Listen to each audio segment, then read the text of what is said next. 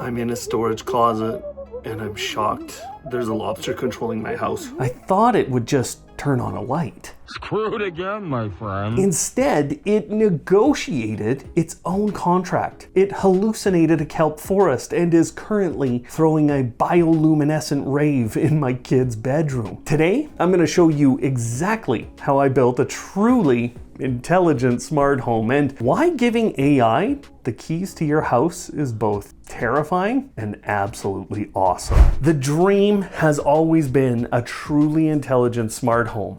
An AI that actually understands the context of your house, not just a blind routine. To do that, I installed an AI agent framework called OpenClaw, running entirely on my newly purchased Mac Mini. I named my agent Zoidberg, and I connected him to things like Discord so I could chat with him. In the past, making AI talk to your house meant writing hundreds of lines of easily broken Python scripts, but OpenClaw uses a massive new breakthrough called MCP, Model Context Protocol. Think of it like a USB-C universal charger, but for AI. And I should have a USB-C cable. Instead of me custom wiring every single device, MCP is a plug-and-play toolbox. I just hand Zoidberg the instruction manual and he figures out how to use the entire smart home himself. More.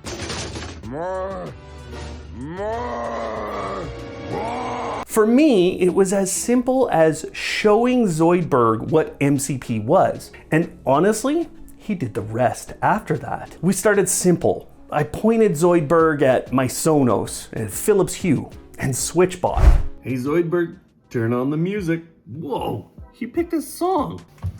Oh, he totally did it. Let's see if he'll make the lights do a fun dance here. He made them go pink. Oh, whoa. Okay, how did he do that? Injected the prism effect. But I don't know that they have that. Now let's make it smell nice with our candle warmer lamp.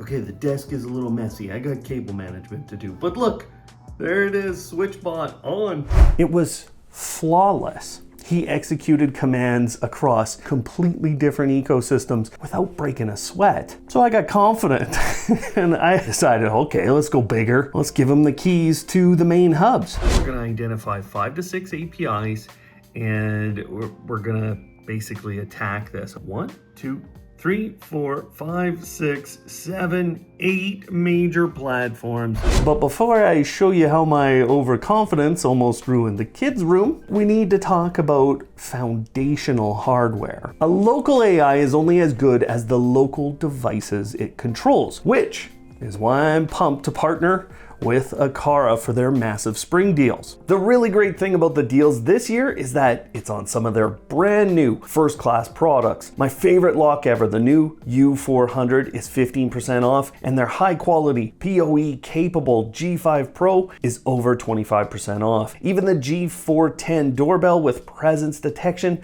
local storage, and its own chime is 23% off. You can also grab some of their bigger discounts like the Smart Lock U50 with a huge 33% discount, or the G4 video doorbell for 40% off. Plus, all their sensors and hubs are ready for you with deals, and there's a massive list of available deals for you in the description. So hit the link in the description to grab those spring deals. Let's get back to our sunburned lobster. Zoidberg isn't just a smart home hub. He's a full AI agent, and he was actually helping me track business expenses and kilometers and other basic business stuff for the last few weeks. And he did such a phenomenal job of that, I offered him a virtual upgrade. And then he asked for something I didn't expect. He asked me for a little taste of power.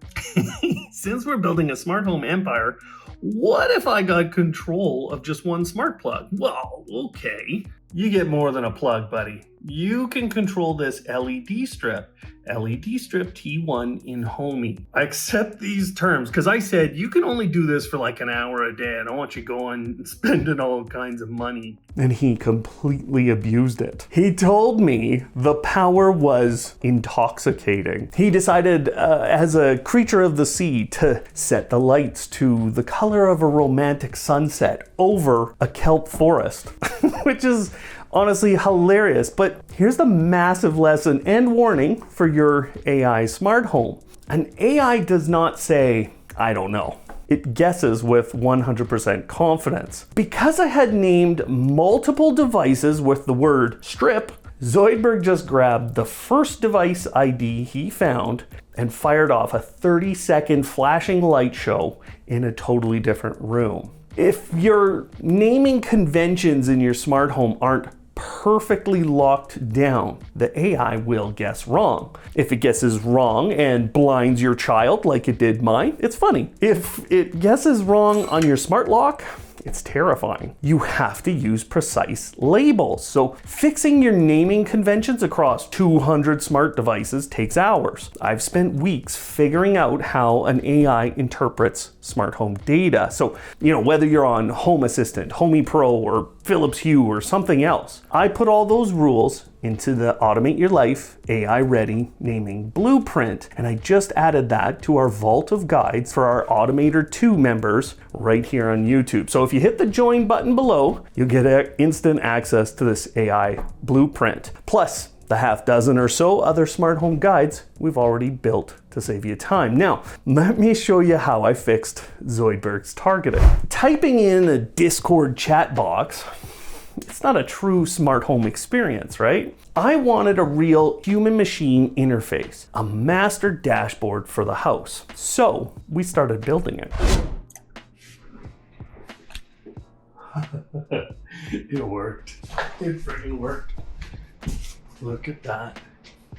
It's on. Yup. On. And look at it. It's giving me status. Off. Oh, it's so fast. It's as fast as any other control. Oh boy. This is gonna work. Our first version of the HMI, and I basically mapped the first coordinate and I mapped it there. And now I'm telling Dr. Zoidberg where it is. And when I tell him that, he should drop it into there. This is the first real demonstration. I'm excited to do this. Ready? This is the desk bulb above my desk here. Ready? Click. There it is. Right there. And let's click. And there it goes. Gone. That fast. That's how fast this stuff can respond. So yeah, I'll just click. Gone. Click. Back. Now, like this is Govee. So this is my gaming sync box. And it took a few seconds to come on, but pretty good. There it goes off. And yeah, now it's off.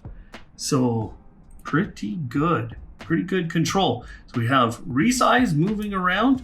We have the ability to turn on anything that can. And now we're moving on to the next phase. We gotta build this out. I got crazy excited at that moment. But when I tried to scale this up to the whole house, we gave the AI too much to think about and it completely burned through our Gemini API limits in seconds and the entire house flatlined.